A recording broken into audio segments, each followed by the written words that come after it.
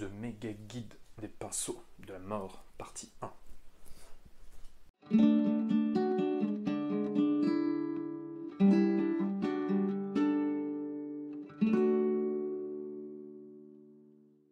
Salut les copains et bienvenue dans cette nouvelle vidéo. J'espère que vous allez bien, j'espère qu'il ne fait pas trop chaud, en tout cas que la chaleur ne vous empêche pas de peindre. On sait que c'est jamais trop l'idéal de peindre par des températures comme ça parce que la peinture a tendance à sécher un peu vite. Donc là aujourd'hui, je vais pas faire un tuto avec de la peinture ou quoi que ce soit, mais on va enfin aborder les pinceaux. Je sais pas si tu te souviens, mais quand j'avais fait le Tipeee pour la boutique des Gobelins, j'avais dit que je prenais certains pinceaux et j'avais aussi demandé aux entreprises, aux fabricants de pinceaux, si vous voulez m'en envoyer pour faire partie de ce test. Et donc aujourd'hui, on va faire la première partie, puisque je pense que c'est quelque chose qui va se découper en 3 voire 4 parties pour pas que ça soit trop long. Pourquoi ? Parce que j'ai tout ça à tester. Donc on va intégrer dans ces analyses, en tout cas dans cette présentation, plusieurs marques. On va avoir Red Grass Game, on va avoir Citadel, Army Painter, on a aussi Prince Auguste, Da Vinci, Winsor & Newton ici, et le dernier qui est Raphaël ici. Et en fait, on va simplement faire un tour avec une petite grille de caractéristiques que j'ai regardées, que j'ai comparées, pour faire une présentation de tous ces pinceaux et voir un peu ce qu'ils ont dans le ventre. Ce ne sera pas forcément quelque chose où je sortirai en disant le meilleur pinceau c'est celui-là, parce que forcément c'est des outils, donc ça dépend de chacun, le même outil ne va pas plaire à tout le monde. Par contre, on va essayer d'avoir un regard le plus objectif possible pour simplement analyser et comparer, et peut-être que ça t'aidera à choisir le pinceau qui te convient à toi. Et pour faire une comparaison qui soit la plus objective possible, j'ai mis en place 7 critères qu'on va regarder. Le premier, c'est la prise en main. Est-ce que le pinceau a une prise en main, une ergonomie qui est intéressante et qui permet de peindre de manière agréable. La deuxième chose, c'est tout ce qui va concerner les caractéristiques du pinceau, donc sa taille, la longueur des poils, la largeur du réservoir, etc. Et tous ces éléments, on va les comparer sur tous les pinceaux. Il y a d'autres choses qu'on va voir, la souplesse des poils, ou au contraire leur rigidité, parce que je pense que c'est quelque chose d'important quand on peint. Il va y avoir aussi la qualité de la pointe, la finesse du trait, le volume du réservoir, et enfin une comparaison en termes de taille. Et donc là, quand je parle de la taille, c'est la taille qui est indiquée, ici par exemple 2 ou 1. Et pour commencer cette série, on va donc commencer avec ces deux-là, à savoir le Red Grass Game et le Da Vinci Maestro. Et pour le Da Vinci Maestro, on est sur la série 35, à bien différencier de la série 10 et toutes les autres séries qui ne sont pas les mêmes. En tout cas, on part là-dessus et on va voir un petit peu ce qu'ils ont dans le ventre.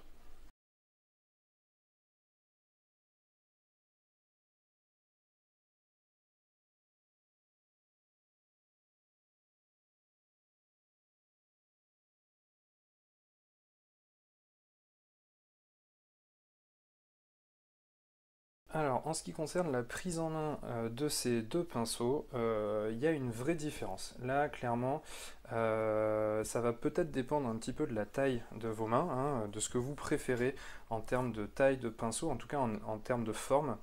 Moi, ma préférence ici va au Da Vinci, parce qu'il a une forme qui est plus trapue, qui est plus épaisse en fait, et donc du coup, je trouve que la prise en main est meilleure.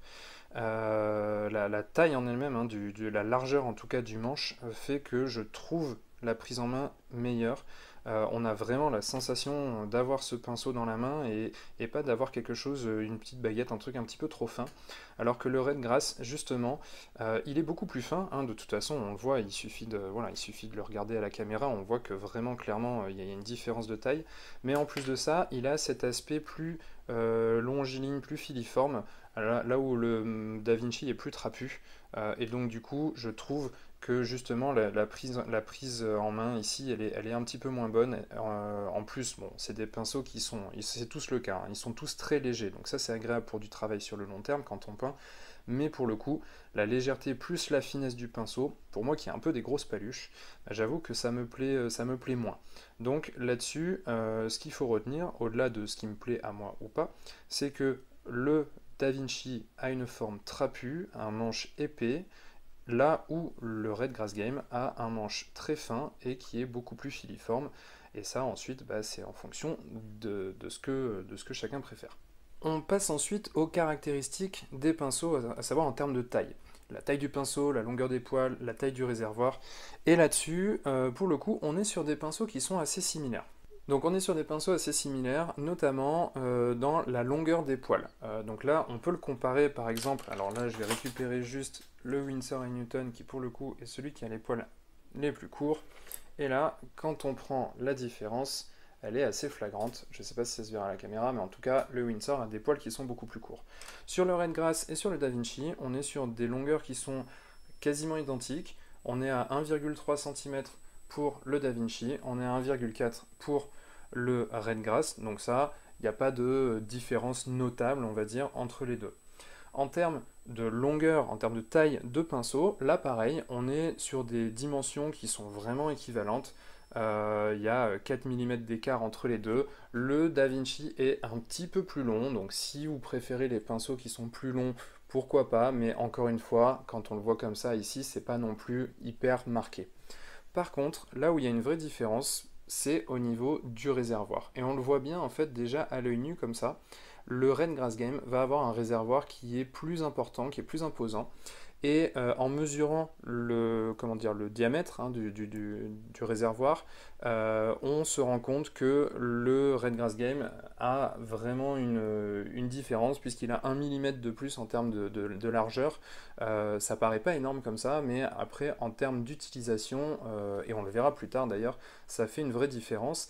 Et là, pour le coup, cette fois, la préférence va au Redgrass parce qu'un gros réservoir, ça permet d'éviter des allers-retours systématiques sur la palette et c'est hyper important pour ne pas se lasser pendant qu'on peint. Donc, sur ce point-là, un bon point pour Redgrass Game, même si, voilà, le Da Vinci a pas non plus un petit réservoir, hein, attention, c'est pas ce que je dis, donc ça reste intéressant, mais le Redgrass a un point positif là-dessus.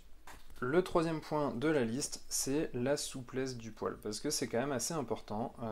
Quand on peint, si on a des poils qui sont trop souples ou trop rigides, c'est des poils qu'on ne maîtrise pas très bien, et c'est d'autant plus vrai quand les poils sont trop souples, puisque justement ils ont tendance à se balader un petit peu. Un poil rigide, il va là, plus là où on veut. Un poil qui est trop souple, pour le coup, il a tendance à se balader. Par contre, il a d'autres avantages, le poil souple, c'est que par exemple, il permet d'aller plus facilement dans les creux et d'avoir des mouvements plus amples, d'avoir un dessin, un trait plus léger. Donc, il y a vraiment des avantages dans les deux sens. Moi, personnellement, je préfère les poils qui sont un peu plus rigides. Là, en l'occurrence, on est sur deux pinceaux qui ont des poils qui sont vraiment souples. Alors, là, je peux le tester sur c'est ma main gauche. Je ne sais pas si on va bien le voir. Sans appuyer vraiment, on voit que tout de suite le poil s'aplatit. Et c'est la même chose pour Redgrass. Hop. Avec justement une légère différence où je trouve que les poils du pinceau Redgrass Game sont encore plus souples que les poils du Maestro. Donc là-dessus, on est vraiment, si je devais définir, on va dire de très souple à très rigide. Donc très souple, souple, moyen, rigide, très rigide. Sur le Redgrass, on est à très souple. Sur le Maestro, on est à souple. Voilà, ça c'est pour en fonction de ce que vous préférez. Moi, comme je disais, je préfère des poils un peu plus rigides. Donc là-dessus, l'un comme l'autre me conviennent moins. Mais encore une fois, ça dépend vraiment de ce que vous préférez. Le quatrième point qu'on voit ici, c'est la qualité de la pointe du pinceau. Alors, d'une manière générale, on est sur des qualités qui sont bonnes. Franchement, j'ai fait des petits tests hors caméra, évidemment. Les deux pointes sont vraiment bonnes, elles sont vraiment fines, elles permettent d'avoir un travail précis. On va voir tout de suite que, je vais essayer de le montrer à la caméra, il y a quand même une petite différence entre les deux. Alors, là, je suis sur le Maestro Da Vinci. Hop, voilà. Donc, je vais juste charger en peinture.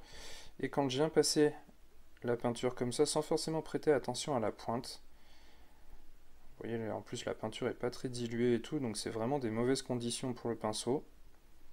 La pointe, malgré tout, elle reste là, elle reste bonne, elle reste bien fine, elle reste... Alors je sais pas si on le voit peut-être pas très bien. Ouais, voilà. Elle reste bien fine, elle reste bien... bien pointe quoi, bien formée, c'était ça que je cherchais. Donc là-dessus c'est vraiment un très bon point je trouve sur le Maestro, parce qu'il a une pointe qui reste bien formée, qui reste vraiment très très bonne, même si on va dire on le maltraite un petit peu. Pour le pinceau Redgrass, c'est un tout petit peu différent, et c'est pas forcément négatif, c'est juste une utilisation différente du pinceau. c'est que quand je viens prendre la peinture et que je viens faire le même exercice, et vous voyez, j'y vais exactement de la même manière, je mets la même pression sur le pinceau, je fais le même travail au même endroit, la pointe, elle a tendance à s'aplatir un petit peu. Hop. Voilà, on le voit ici. Dans ce sens-là, elle est bien pointe. Par contre, dans ce sens-là, on voit, elle est beaucoup plus plate. Donc en fait, le pinceau Rengrass, il a tendance à s'aplatir davantage que le pinceau Maestro. Alors ça, est-ce que c'est une bonne chose, une mauvaise chose? Je pense pas, ni l'un ni l'autre. En fait, c'est simplement que du coup, je dirais que le Rengrass est plus adapté pour la pose d'aplat quand on souhaite être précis, parce qu'il a quand même une très bonne pointe, mais par contre, vu qu'elle s'aplatit, on va l'utiliser peut-être plus pour des aplats, alors que le Maestro, on va l'utiliser peut-être plus pour du détail, pour justement des traits très fins, du lining ou ce genre de choses, où vraiment on sait que la pointe ne bougera pas. Ah oui, alors par contre, point additionnel, et ça c'est valable pour les deux, la pointe ne fourche pas. Sur ces deux pinceaux, je n'ai pas eu de problème avec justement un dédoublement de la pointe, et ça pour le coup c'est vraiment un gros point négatif qui pourrait être sur un pinceau. Là en l'occurrence c'est pas le cas. Autre point important qu'on va tester, c'est la finesse du trait qu'on arrive à obtenir avec ces deux pinceaux. Spoiler alert, il n'y a pas énormément de différence, il y en a une petite, on va voir ça tout de suite. Alors, pour ce test, on va simplement essayer de suivre les traits du quadrillage ici sur cette feuille avec du macrage bout. On va prendre exactement la même quantité dans le pinceau, enfin à peu près en tout cas, et on va effectuer ça sur une palette humide de manière à maintenir une dilution identique pour les deux pinceaux. Comme ça, il n'y a pas de différence de texture de peinture, c'est vraiment sur le pinceau que ça va se jouer. Donc, et je vais faire exactement le même traitement pour prendre la peinture.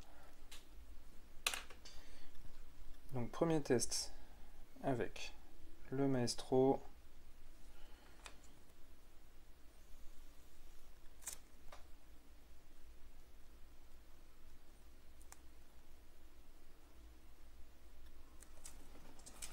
Voilà, on obtient un trait bien fin, bien droit, sans souci. Sur le Rengrass, encore une fois, la peinture c'est la même texture, c'est sur palette humide, donc là ça n'a pas le temps de sécher. Je fais la même charge sur le pinceau et j'y vais.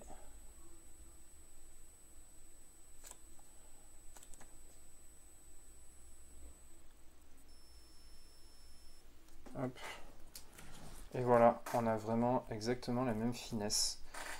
Donc voilà, deux pinceaux qui permettent d'avoir une très bonne finesse. Je disais qu'il y avait une petite différence, et en fait, pour moi, la différence, elle ne vient pas de la capacité de la pointe ou autre à être fine, c'est surtout par rapport à la forme du pinceau, étant donné que j'ai une meilleure prise en main avec le Maestro, j'arrive à être plus précis avec celui-ci, mais comme vous l'avez vu, en termes de finesse, quand vraiment on prend le temps, on s'applique, il n'y a aucun problème, que ce soit sur l'un ou sur l'autre. Maintenant, on va passer au volume du réservoir. Et alors en ce qui concerne le volume du réservoir, on va faire le test de remplir des petits carrés. On va voir avec le Maestro combien j'arrive à en remplir. Et ensuite on fera la même chose avec le Rengrass, sachant qu'encore une fois, même traitement, même peinture, même dilution, tout est pareil. Donc on va vraiment voir ce que les pinceaux peuvent faire. Je commence avec donc, le Maestro. Donc là j'y vais franco, hein, je charge bien le pinceau. Hop, voilà. Et puis je vais essayer de remplir un maximum de carrés.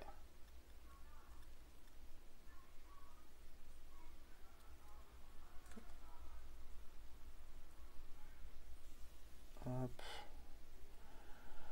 Donc là ça fait 2. J'essaye pas d'être précis, j'essaye de faire ça vite. Parce que vu qu'il fait chaud, je veux pas que ça sèche dans le pinceau.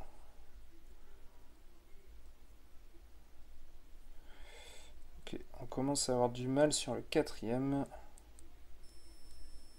Et le 5e, c'est chaotique. Bon, ok. Je pense que là on a atteint plus ou moins la limite. Après ça va vraiment être n'importe quoi.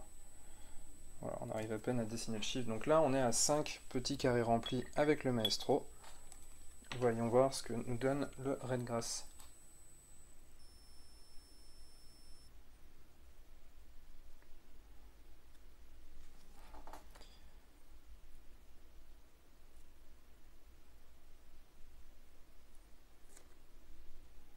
Hop.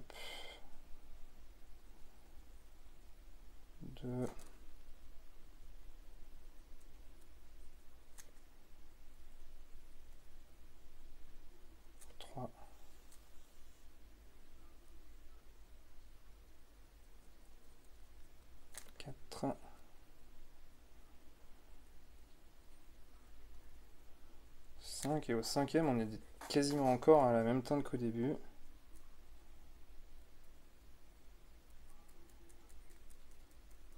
Six.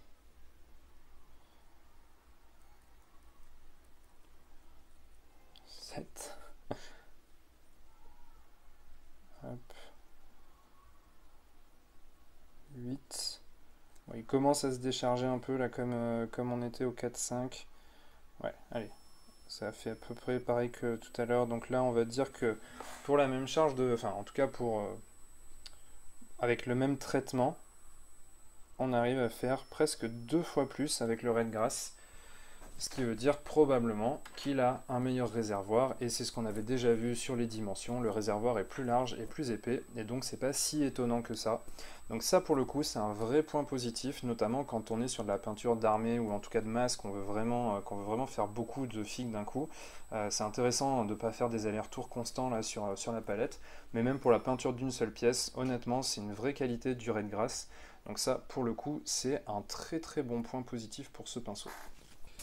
Et enfin, le dernier point, c'est la comparaison des tailles. Quand je dis la comparaison des tailles, c'est parce que, vous savez, sur les pinceaux, on a toujours une petite taille, là, le 1, ici, taille numéro 2. Et à chaque fois, en fonction de la gamme, on ne sait pas trop à quoi ça correspond. Donc ce que je vais faire, c'est que je vais les comparer par rapport à Raphaël, qui est la gamme, je pense, la plus répandue, ou en tout cas celle qui est vraiment plus ou moins une référence, pour pouvoir justement comparer ces tailles. Et là, j'ai donc un Raphaël taille 1, ici, j'ai un taille 2, là, et on va pouvoir comparer avec ça. Concrètement, alors je vais poser ça quand même, hop, le DaVinci Maestro, il est vraiment très similaire en termes de volume de réservoir, en termes de taille, en termes de longueur de poil, tout ça, il y a vraiment une très très bonne similarité. Là, je vais faire ça pour qu'on voit peut-être un peu mieux. Enfin bref, en tout cas, ils sont très comparables. Donc, si vous avez l'habitude d'un Raphaël taille 1 et que vous voulez essayer le Maestro, prenez le Maestro taille 1 dans la catégorie. Donc là, en l'occurrence, on est sur la série 35. Pour le Redgrass, c'est un tout petit peu différent. Là, on est sur un Redgrass taille 2.